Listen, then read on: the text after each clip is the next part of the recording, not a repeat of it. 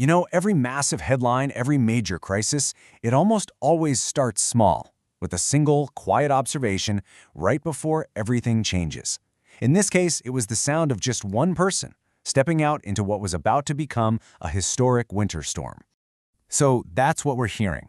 One person heading out, not into some epic battle, but into the very first moments of what would become a colossal winter storm.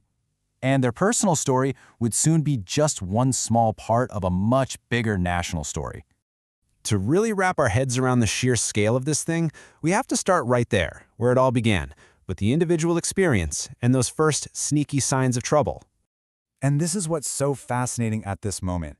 You've got this split perspective. On one hand, there's this serene, almost beautiful appreciation for the icy world, but bubbling right underneath that is a very clear understanding of the danger. This isn't just snow. It's the potential for freezing rain, for snapping power lines. It's the beauty and the beast, all at once. Okay, so let's pull the camera back, way back. Because that one icy walk, that was just a tiny, tiny speck in a much bigger, much more menacing weather event that was unfolding across the entire country. And let's be crystal clear here. This was not just a few snow flurries. The sources are calling this a fierce winter storm that was sweeping across a huge portion of the United States, a true monster of a system. 100 million. That's the staggering number of Americans who are under some kind of cold weather alert or warning. I mean, this wasn't a regional event. This was a crisis on a continental scale. So what made it so bad? Well, it was like this perfect storm of awfulness. You had a catastrophic mix of ice and snow, record-breaking cold, single-digit temperatures, and crucially, it was a slow-moving system. It didn't just hit and run. It parked itself just dumping precipitation and locking in that dangerous cold for days. You know, snow always gets the headlines, right? It's what we see in pictures.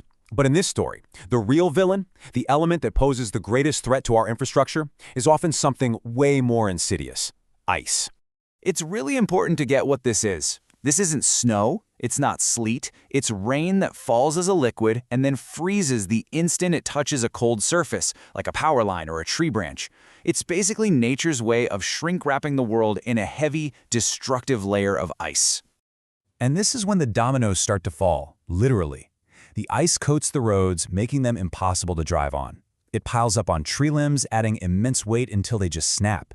And when those ice-laden branches come crashing down, they take the power lines with them, triggering the single most dangerous outcome of a winter storm: widespread, crippling power outages. And here's the really scary part. It doesn't take much to hit that breaking point. Just a quarter-inch of ice. We're talking about the thickness of a pencil. That's enough to start a catastrophic failure of the power grid. It's an incredibly precise and fragile tipping point.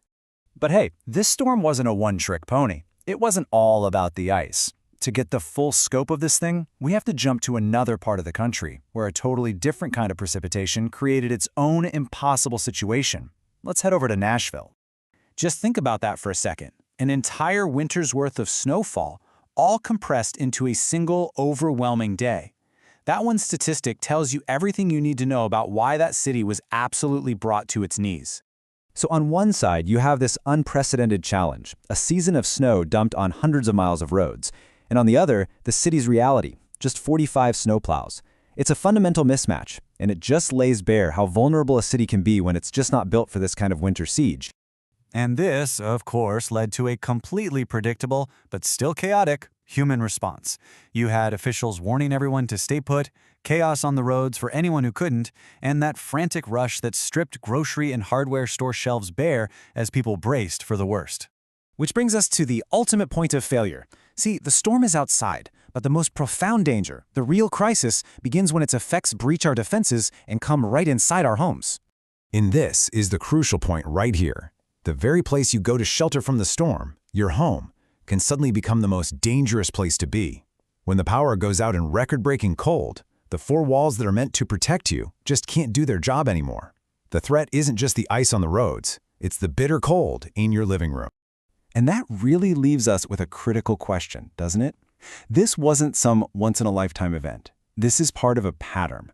As we face fiercer and more frequent storms, when a whole season's worth of winter can arrive in a single day, what does being truly prepared actually look like?